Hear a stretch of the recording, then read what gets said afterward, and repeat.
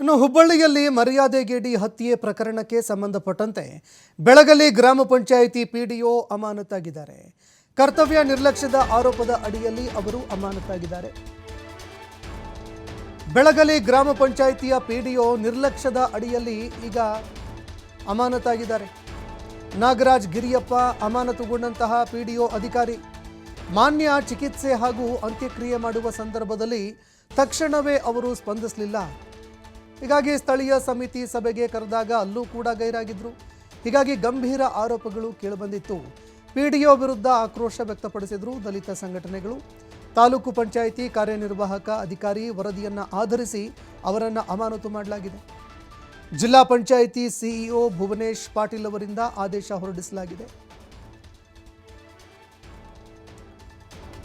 ಜಿಲ್ಲಾ ಪಂಚಾಯಿತಿಯ ಸಿಇಒ ಭುವನೇಶ್ ಪಾಟೀಲ್ ಅವರು ಆದೇಶ ಹೊರಡಿಸಿದ್ದಾರೆ.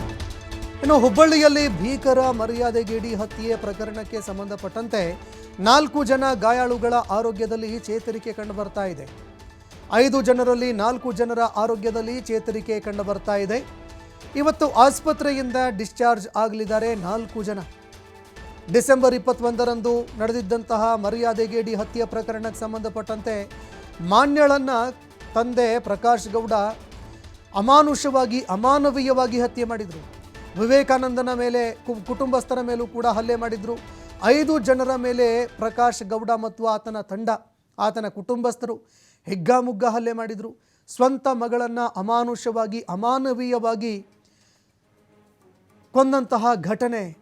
6 ತಿಂಗಳ ಗರ್ಭಿಣಿ, ಆ ಮಗುವನ್ನು ಕೂಡ ಲೆಕ್ಕಿಸದೆ ಕೊಡಲಿಯಿಂದ ಗುದ್ದಲಿಯಿಂದ ಆ ಮಗುವನ್ನು ಕೂಡ ಕೊಲ್ಲೋದಕ್ಕೆ ರಾಕ್ಷಸ ಮನಪ್ರವೃತ್ತಿ ಏನಿತ್ತು ಅದರ ವಿರುದ್ಧ ತೀವ್ರ ಆಕ್ರೋಶ ವ್ಯಕ್ತವಾಗಿತ್ತು. ಸಮಾಜ ಇಂಥದ್ದನ್ನು ಒಪ್ಪಿಕೊಳ್ಳೋದಕ್ಕೆ ಸಾಧ್ಯನೇ ಇಲ್ಲ.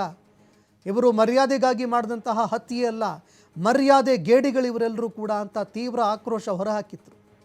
ಇದಾದ ನಂತರ ತೀವ್ರ ಪ್ರತಿಭಟನೆಗಳು ಆಗಿತ್ತು. ಆದರೆ ಈಗ ಈ ವಿಚಾರಕ್ಕೆ ಸಂಬಂಧಪಟ್ಟಂತೆ ಒಬ್ಬ ಪಿಡಿಒ ಅಮಾನತಾಗಿದ್ದಾರೆ. ಇಂತಹ ಅಧಿಕಾರಿಗಳು, ನಿರ್ಲಕ್ಷ್ಯ ತೋರುವಂತಹ ಅಧಿಕಾರಿಗಳು ಇರೋದ್ರಿಂದಲೇ ಈ ರೀತಿಯ ಪ್ರಕರಣಗಳಾಗುತ್ತೆ. ಒಂದೆಡೆ ಮಾನ್ಯಳಿಗೆ ಚಿಕಿತ್ಸೆ ಕೊಡುವಂತಹ ಸಂದರ್ಭದಲ್ಲಿ ನಿರ್ಲಕ್ಷ್ಯವನ್ನು ವಹಿಸಿದರೆ ಅಂತ್ಯಕ್ರಿಯೆ ಸಂದರ್ಭದಲ್ಲೂ ಕೂಡ ನಿರ್ಲಕ್ಷ್ಯ ವಹಿಸಿದರು.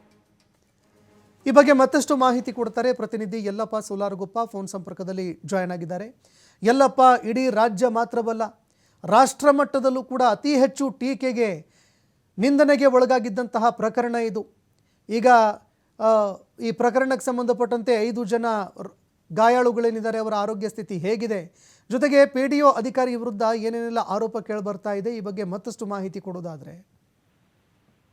ಸಂತೋಷ್, ಏನು ಹುಬ್ಬಳ್ಳಿ ತಾಲೂಕಿನ ಒಂದು ಬೆಳಗಲಿ ಗ್ರಾಮ ಪಂಚಾಯತಿಯ ವ್ಯಾಪ್ತಿ ಬರುವಂತಹ ಏನು ಇನಾಮ್ ಇರಾಪುರ ಗ್ರಾಮ, ಈ ಒಂದು ಇನಾಮ್ ಇರಾಪುರ ಗ್ರಾಮದಲ್ಲಿ ಕಳೆದ 21ರಂದು ಒಂದು ಘನಘೋರ ದುರಂತ ನಡೆದಿತ್ತು. ಸತ್ತ ಮಗಳನ್ನೇ ಇಲ್ಲಿ ಅಂದ್ರೆ ಹಡದ ತಂದೆನೇ ಇಲ್ಲಿ ಅಂದ್ರೆ ಕೊಚ್ಚಿ ಕೊಲೆ ಮಾಡ್ದ. ಇದಕ್ಕೆ ಕಾರಣ ಏನು ಅಂತಾರೆ ಅಂತರ್ಜಾತಿ ವಿವಾಹ. ಅಂತರ್ಜಾತಿ ವಿವಾಹದ ಹಿನ್ನೆಲೆ ಇಲ್ಲಿ ಅಂದ್ರೆ ಇವರು ಮೇ 19ಕ್ಕೆ ಒಂದು ದಾಂಪತ್ಯ ಜೀವನಕ್ಕೆ ಕಾಲಿಟ್ಟಿದ್ರು. ಇಬ್ಬರು ಮಾನ್ಯ ಮತ್ತು ವಿವೇಕಾನಂದ್ ಇಲ್ಲಿ ಅಂತಂದ್ರೆ ಕಳೆದ 2 ವರ್ಷಗಳಿಂದ ಪ್ರೀತಿ ಮಾಡ್ತಾ ಇದ್ರು. ಮೇ 19ರಂದು ದಾಂಪತ್ಯ ಜೀವನಕ್ಕೆ ಕಾಲಿಟ್ಟರು. ಆದ್ರೆ ಇದೇ 8ರಂದು ಹುಬ್ಬಳ್ಳಿಯ ತಾಲೂಕಿನ ತಮ್ಮ ಸ್ವಂತ ಊರಿಗೆ ಬರ್ತಾರೆ. ಇದೇ 20ರಂದು ಈ ತಂದೆ ಪ್ರಕಾಶ್ ಗೌಡ ಇವಳನ್ನ ಕೊಲೆ ಮಾಡಿದ್ದ. ಕೇವಲ ಕೊಲೆ ಮಾಡಿದ್ದು ಅಷ್ಟೇ ಸಹಿತ ಆ ಮನೆಯಲ್ಲಿದ್ದಂತಹ 5 ಜನರ ಮೇಲೆ ಮಾನ್ಯಾಳ ಅತ್ತೆ ಮಾವ ಸೇರಿದಂತೆ ಅವರ ಅತ್ತೆ ಅಂದ್ರೆ ವಿವೇಕಾನಂದ ಮಾನ್ಯಾಳ ಪಟ್ಟಿಯ ಸಹೋದರರನ್ನು ಸಹ ಇಲ್ಲಿ ಅಂತ ಒಂದು ಹಲ್ಲೆ ಮಾಡಲಾಗಿತ್ತು. ಇದರಲ್ಲಿ ಮಾನ್ಯಾಳ ಪ್ರಾಣ ಪಕ್ಷಿ ಹಾರಾಗಿತ್ತು. ಇದರ ಹಿನ್ನೆಲೆಯಲ್ಲಿ ಈ ಒಂದು ಗ್ರಾಮದಲ್ಲಿ ಇನಾಮಿರಾಪುರ ಗ್ರಾಮದಲ್ಲಿ ವಾತಾವರಣ ಬೂದಿ ಮುಚ್ಚಿದ ಕೆಂಡದಂತಿದೆ. ಇದರ ಜೊತೆಗೆ ಇಲ್ಲಿ ಅಂದ್ರೆ ಅವತ್ತು ಏನು ಬೆಳಗಲಿ ಗ್ರಾಮ ಪಂಚಾಯತಿ ವ್ಯಾಪ್ತಿಗೆ ಬರುವಂತಹ ಈ ಒಂದು ಗ್ರಾಮದಲ್ಲಿ ಅವತ್ತು ಕರ್ತವ್ಯ ಲೋಪ ಎಸಗಿದ್ದ ಏನು ಗ್ರಾಮ ಪಂಚಾಯತಿ ಪಿಡಿಒ ಇದ್ರು ನಾಗರಾಜ್ ಗಿರಿಯಪ್ಪ ಅಂತೇಳಿ ಅವರು ಅವತ್ತು ನಡೆದುಕೊಂಡಿದ್ದೀರಿ ಮಾನ್ಯ ಚಿಕಿತ್ಸೆ ಮತ್ತು ಅಂತ್ಯಕ್ರಿಯೆ ಸಂದರ್ಭದಲ್ಲಿ ಇವತ್ತು ದೌರ್ಜನ್ಯಕ್ಕೊಳಗಾದಂತಹ ಕುಟುಂಬ ಏನಿದೆ ಆ ಕುಟುಂಬಕ್ಕೆ ನ್ಯಾಯ ಕೊಡಿಸುವಂತಹ ಕೆಲಸವನ್ನ ಮಾಡಬೇಕು. ಅಂತ್ಯ ಸಂಸ್ಕಾರದಲ್ಲಿ ತಾವೇ ಮುಂದೆ ನಿಂತು ಆ ಕಾರ್ಯವನ್ನ ಮಾಡಬೇಕಾಗಿತ್ತು. ಆದ್ರೆ ಆ ಕಾರ್ಯದಲ್ಲಿ ನಾಗರಾಜ್ ಪಿಡಿಒ ಹೇಳಿದರೆ ನಾಗರಾಜ್ ದೂರ ಉಳಿದ್ರು ಮತ್ತು ಸ್ಥಳೀಯರು ಇಲ್ಲಿ ಅಂತಂದ್ರೆ ಈ ಸಂಪುಟಗೆ ಇಲ್ಲಿ ಸಾಕಷ್ಟು ತಿಳಿ ಹೇಳಿದ್ರು. ದಲಿತ ಪರ ಸಂಘಟನೆಗಳು ಹೇಳಿದ್ವು, ನೀವು ಇದರಲ್ಲಿ ಈ ಕಾರ್ಯಕ್ರಮಗಳನ್ನ ನೀವೇ ಮಾಡಬೇಕು ಅಂತೇಳಿ. ಇದರಲ್ಲಿ ಸಮಾಜ ಕಲ್ಯಾಣ ಇಲಾಖೆಯ ಒಂದು ಬೇಜಾರಿತನೂ ಇದರಲ್ಲಿ ಇತ್ತು. ಇದರ ಹಿನ್ನೆಲೆಯಲ್ಲಿ ಕರ್ತವ್ಯ ಲೋಪದ ಅಡಿ ಜಿಲ್ಲಾ ಪಂಚಾಯತಿ ಸಿಇಒ ಭುವನೇಶ್ವರ್ ಪಾಟೀಲ್ ಇವರನ್ನ ಅಮಾನತು ಮಾಡಿದ್ದಾರೆ. ಇದರ ಜೊತೆಗೆ ಇಲ್ಲಿ ಅಂತಂದ್ರೆ ಒಟ್ಟು 5 ಹುಬ್ಬಳ್ಳಿಯ ಒಂದು ಖಾಸಗಿ ಆಸ್ಪತ್ರೆಯಲ್ಲಿ ಚಿಕಿತ್ಸೆ ನಡೀತಾ ಇತ್ತು. ಇದರಲ್ಲಿ 4 ಜನರಲ್ಲಿ ಈಗಾಗಲೇ ಆರೋಗ್ಯ ಚೇತರಿಕೆ ಕಂಡಿದೆ. ಮಧ್ಯಾಹ್ನ 3:30 ಸುಮಾರಿಗೆ 4 ಜನರನ್ನ ಆಸ್ಪತ್ರೆಯಿಂದ ಡಿಸ್ಚಾರ್ಜ್ ಮಾಡುವಂತ ಕೆಲಸವನ್ನ ವೈದ್ಯರು ಮಾಡ್ತಾರೆ. ಇದರ ಜೊತೆಗೆ ಇಲ್ಲಿ ಅಂತಂದ್ರೆ ಯಾರು ಮಾನ್ಯಳ ಅತ್ತೆ ಏನಿದ್ದಾಳೆ, ಮಾನ್ಯಳ ಅತ್ತಿ ರೇಣುವಳ ಪರಿಸ್ಥಿತಿ ಸಾಕಷ್ಟು ಇಲ್ಲಿಂದ್ರೆ ಚಿಂತಾಜನಕವಾಗಿದೆ. ಇನ್ನೂ ಸಹಿತ ಐಸಿಯುನಲ್ಲಿ ಚಿಕಿತ್ಸೆ ಕೊಡಿಸುವಂತ ಕೆಲಸವನ್ನ ವೈದ್ಯರು ಮಾಡ್ತಿದ್ದಾರೆ. ಸಂತೋಷ್, ಧನ್ಯವಾದಗಳು ಯಲ್ಲಪ್ಪ ನಿಮ್ಮೆಲ್ಲ ಮಾಹಿತಿಗೆ.